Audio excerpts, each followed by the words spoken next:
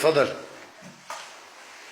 أبلغ تحياتي لرفاق المقاتلين الأكراد الوطنيين السوريين التي أرعبوا الإرهاب ودسروا كل من يطلع ضد دولتنا المشتركة ووطننا المشترك، وكانوا على رأس القائمة بانتصارات ضد داعش والإرهابيين.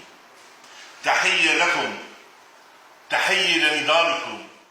أنا أخوكم ورفيقكم علي كياني. أقول لكم شدوا على أيديكم حتى ندحر كل القوى الخارجية من هذا الوطن الجميل المقدس لنا ولكم. هذا الوطن نحن الأساسيين الحقيقيين، أنتم ونحن شكلنا هذا الوطن بعد جهد آلاف السنين.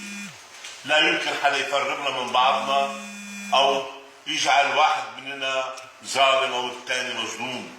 سنكون كتفا إلى كتف مع بعض، وسنقاتل لآخر رمق حتى نحرر آخر شبر أراضي سوريا.